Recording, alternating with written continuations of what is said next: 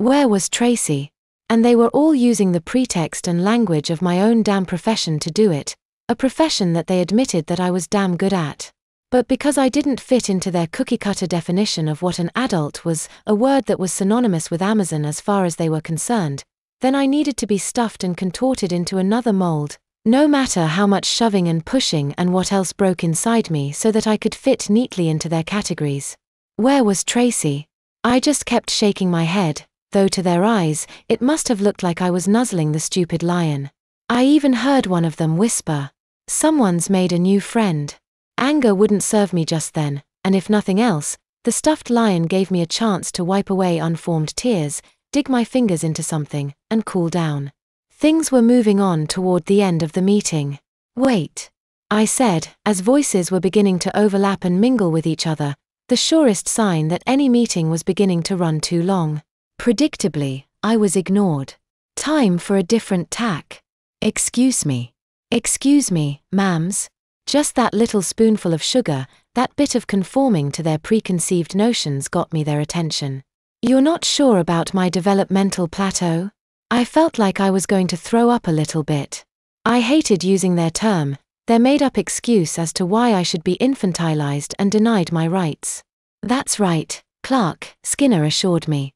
"But don't worry, buddy, we'll find it after a couple of weeks." Does that mean that the goals can be changed to, damn it, I couldn't think of a better, less grown-up way to ask. Does that mean my goals can be changed to reflect that? "That's right." Bankhead beamed. "You get it." I didn't dare say it just then, but I felt a bit of hope well up inside me. In actuality, I was already at the bargaining stage of my grief. Maybe I could resist long enough and maneuver the social minefield they'd thrown me into so that I could make things better on myself. I'd done it all my life before. Maybe I could do it again and get a toddler bed, or a pair of pull UPS. But what was I talking about? I wasn't planning on being here long. Where was Tracy? "Now comes the hard part," Bankhead said. "What do we do about guardianship?" There was an uncomfortable silence. Each of the Amazons in turn looked to one another. Their faces and body posture changed instantly. They all wanted to see me put back in diapers. But none of them wanted to take me home. And there was something else there, something that I didn't want to recognize. They all had bad news that they didn't want to break. What about Tracy? Miss Tracy, I mean. Couldn't she adopt me? There was hemming and hawing around the table and uncomfortable exhalations, but no one actually spoke. "Where's Tracy?" The world jumped up a little bit as both turned me around and sat me down on the edge of the conference table, staring me in the eye. "Clark, sweetie," she took a breath. "Tracy already went home. She can't adopt you. She's not here." I felt nothing. Completely numb. Not disbelieving. Not misunderstanding. As my last grain of salvation slipped away, I was beyond feeling anything in that tiny moment. Tracy had abandoned me. I was fair game. "Can you adopt me?" I don't know if it was cunning or desperation that made my voice come out so tiny and pathetic. "Please, Miss B. Better the mad devil, you know." Both shook her head. "Sorry, baby. I don't think I can. You know I'm going to be a grandma soon. I can't have two babies to take care of." I'd never seen both look so unsure, so discomforted. A dark part of me was glad about that. "But I thought you said you'd take care of me. I thought you loved me." "I do, Clark. I do. But I can't take care of you all of the time. I sent an email out while you were sleeping, but I was done listening to her." I twisted and looked around the conference table, the polished wood sliding easily underneath the plastic covering of my diaper. "Then who?" No response. "Then, there's always new beginnings." It was Bankhead, of course. They've got an overnight program for orphans. New beginnings was worse than any scenario I could have prepared for. I was going to be murdered but still have my body intact. I felt my throat tightening, getting harder to breath. I don't wanna. I was dying. They'd just sentenced me to death, and even Mrs. Both knew it. "Please don't, please. Mrs." Both looked like she might be about to join me in my impending breakdown. "I'm sorry, baby. I don't think there's a choice." Lies. There was always a choice. I just wasn't the one allowed to make it. I promise I'll check up on you. Maybe whoever adopts you will enroll you back in my class. Even that was a lie, and I could tell that both knew it.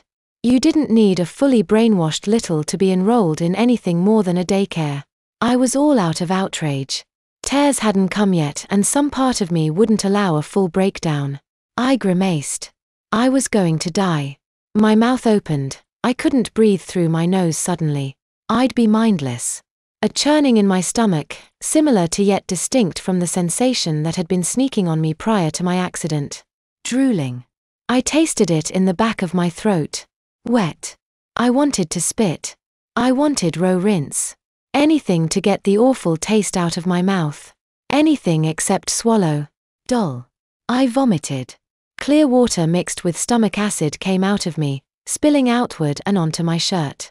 It was strong enough to hit open air, but the force of my stomach emptying its meager contents back out wasn't enough to spill the vomit on anyone else but me. A wave of gasps mingled with the familiar gargling noises coming from my throat as I sat there, paralyzed in despair as I heaved up the bottle I'd just guzzled down less than an hour ago. Oops. Spit up. Mrs. Both was the first to act. The world became a sudden blur again as I was picked up by my armpits and rushed towards the nearest trash receptacle. It's okay, Clark. It'll be okay. Just get it all out. I continued retching and heaving bits of my stomach into the nearest wastebasket. All out. In the back of my mind, I took some grim satisfaction in how uncomfortable everyone suddenly seemed to be. Good. Let them be. Just as I was starting to pant and taste the rancid sting in the back of my throat, snot building up in my nose, a new complication entered the mix. Positioned as I was, I heard the approaching thudding and clacking footsteps, more than saw who they belonged to. I heard the door to the conference room swing open, knocking against the bumper, and felt the cold climate-controlled air spill out into the lukewarm atmosphere outside. I sensed, more than saw, all heads turn towards the intruder. Tracy. Wait. Janet stood there in the doorway, breathing heavily as if she had just sprinted a marathon. Everyone froze. Her hair was wind-whipped, her eyes wild and panicked. Her stance was tilted. She was missing a heel, apparently losing its twin on her mad dash across campus. I just got the email. Bankhead looked over her laptop. What email? I'll do it. Janet walked, hobbled really over to the trash can where Mrs. Both was still holding me. Two new hands wrapped around my waist and drew me in, holding me as if they were afraid I might evaporate into nothingness. I'll take him. Are you saying dash? Yes. I'll adopt him. He's mine.